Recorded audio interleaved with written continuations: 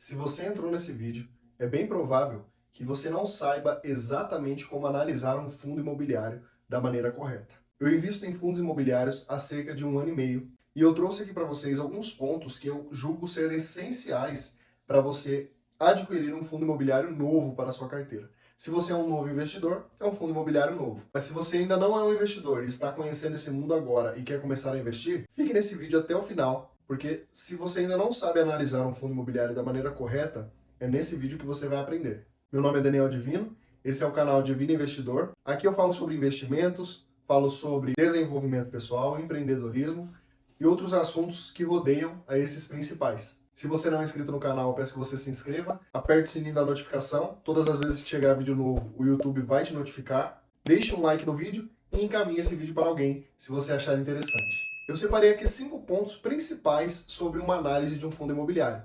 O quinto ponto, normalmente, as pessoas não fazem, mas ele não é menos importante do que os outros. O primeiro ponto é a diversificação. Quando eu falo para vocês diversificarem a carteira de vocês, eu estou dizendo para vocês multiplicarem as formas de ganhar dinheiro, ao mesmo tempo que você também diminui as chances de perder.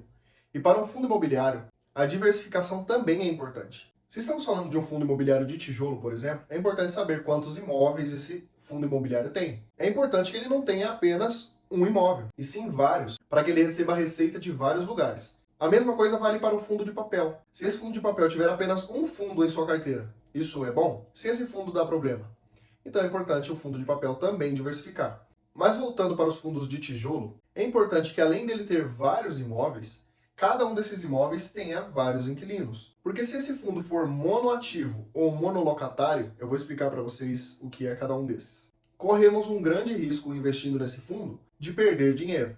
O monoativo, quando ele tem apenas um imóvel, mesmo que ele tenha vários inquilinos dentro desse único imóvel, e se acontece uma fatalidade natural e esse imóvel vem a ruir? É arriscado, né?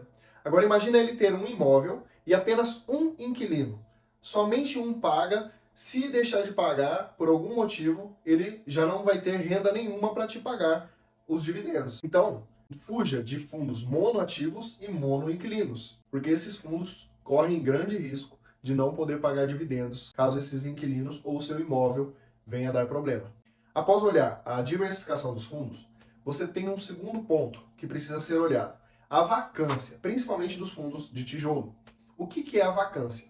A vacância é a quantidade de vagas que esse fundo tem para serem alugados. Então, se esse fundo tem 100 imóveis e desses 100 imóveis, 50 estão alugados, significa que a vacância desse imóvel é de 50%, porque ainda tem 50 disponíveis para serem alugados. Para ficar mais claro para vocês, se ele tem 100 imóveis e 90 desses imóveis estão alugados, a sua vacância é de 10%. Ou seja, a sua renda vem desses 90 imóveis que estão alugados. Se você volta para o primeiro caso, você tem 50% dos seus imóveis alugados e 50% livres, ou seja, você está recebendo menos do que aquele que tem 90% dos imóveis alugados. Então, quanto maior a vacância, pior é para o investidor. Quanto menor a vacância, melhor para o investidor. Isso é um outro ponto muito importante que você deveria ficar atento. É óbvio que, por exemplo, em uma crise, como aconteceu com os fundos de shopping, tiveram uma vacância gigantesca. Por quê? Porque estávamos passando por uma crise e não estavam utilizando esses imóveis. Isso é um ponto que você precisa analisar. O fundo ele está com grande vacância porque está passando por uma crise, que é algo que outros fundos também estão sendo atingidos, ou a vacância dele está alta porque ele não é muito bem localizado, ele não está num estado ou numa cidade muito boa para o comércio, então você precisa entender o porquê da vacância alta. Mas fuja desses fundos com vacância muito alta.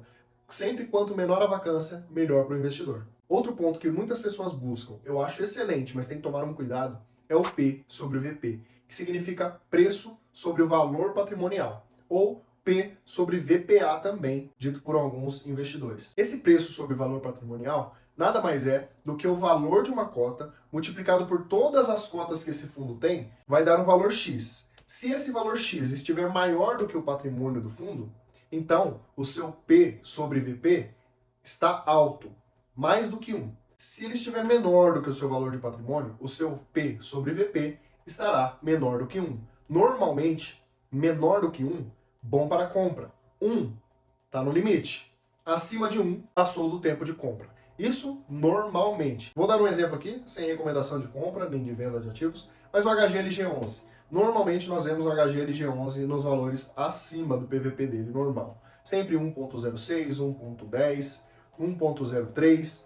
Por quê? É um fundo muito bom no mercado. Ele tem alta liquidez, ele tem bilhões em patrimônio, muita gente quer, então é um fundo muito procurado, consequentemente o mercado precifica lá em cima. Não quer dizer que o fundo está caro, o mercado precificou nesse valor e não sai disso. É muito difícil o HGLG11 estar abaixo ou com 1 de PVP. Por outro lado, você precisa tomar muito cuidado, porque existem outros fundos imobiliários que estão em 0,30, 0,35, 0,40.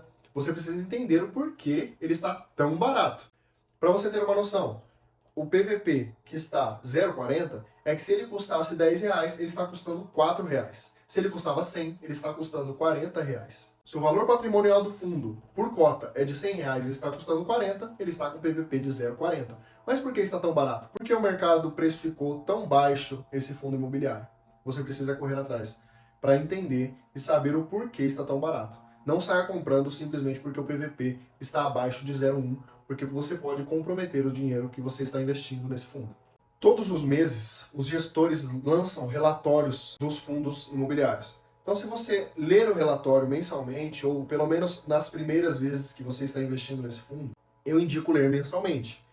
Você terá uma noção do que está acontecendo com ele. Talvez seja alguém devendo o fundo imobiliário, talvez seja algum dividendo a menos que ele distribuiu, e aí as pessoas começaram a vender de forma muito rápida e o mercado precificou esse fundo imobiliário para baixo. São muitas coisas que podem acontecer e é bom que você conheça, fique esperto com esses relatórios gerenciais mensais que lançam para que você tenha uma noção do que está acontecendo de fato com esse fundo imobiliário. Agora, o que eu acho que as pessoas veem muito, e esse é o quarto ponto, o penúltimo, é o dividend yield, ou o DY, ou o yield apenas. O dividend yield nada mais é do que uma porcentagem em dividendos que eles te pagam de forma anual. Se o dividend yield de um fundo está de 10% no último ano, isso quer dizer que esse fundo imobiliário pagou 10% do seu valor atual da cota. Então, se a cota começou o ano e finalizou em R$100, você tendo um dividend yield de 10%, você recebeu R$10.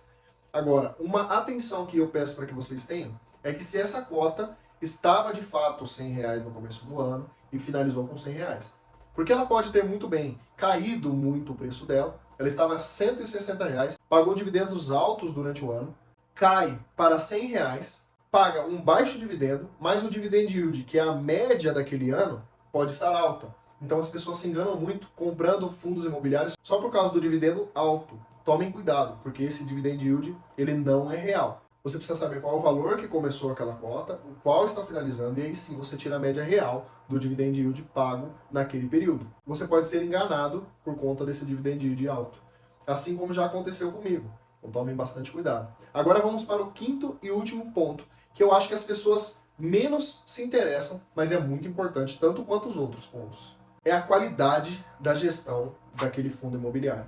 Todos os fundos imobiliários são geridos por uma empresa ou por pessoas especializadas em gestão de fundos imobiliários. Começa por aí. Você não está investindo em algo que não é gerido por ninguém. Você precisa saber e conhecer esses gestores que estão por trás de cada fundo. Conhecer problemas passados, como esses problemas passados foram resolvidos, se já teve algum problema, se nunca teve problema algum, se eles já deixaram de resolver algum problema por um longo período de tempo e por isso não pagaram dividendos, a cota caiu, o gestor não se interessou tanto pelo problema e acarretou num problema maior, se esse problema foi resolvido rápido ou de uma forma mais lenta, se esse gestor é gestor de apenas um fundo imobiliário, ou se ele é gestor de outros fundos que estão performando bem, ou se ele, sendo gestor de um fundo imobiliário que não está performando bem e não é culpa dele, mas ele é gestor de outros e esses outros fundos imobiliários estão performando bem. Então é sempre necessário você conhecer o gestor do seu fundo imobiliário. Quando eu falo aqui sobre diversificação de capital, você precisa diversificar, colocar um pouquinho do seu dinheiro em cada lugar, em cada cesta, para que você não tenha problemas caso o único lugar que você tinha colocado o dinheiro quebrou, deu algum problema judicial ou até financeiro. Mas mesmo diversificando o seu capital, você precisa saber quem é o gestor e o que ele está fazendo por detrás para aquele fundo continuar crescendo, desenvolvendo e performando muito bem. Esses foram os 5 pontos que eu acho que são essenciais para você que quer começar a comprar fundos imobiliários ou já compra, mas não analisa esses pontos. São super importantes. Meu nome é Daniel Divino, esse é o canal Divino Investidor. Eu peço que você se inscreva mais uma vez se você ainda não for inscrito, acione o botão da notificação, deixe seu like e encaminhe esse vídeo para alguém. Com certeza o YouTube, sempre que eu postar vídeos novos, mandará para você e com isso você também ajuda o canal a crescer. Deus abençoe e um grande abraço.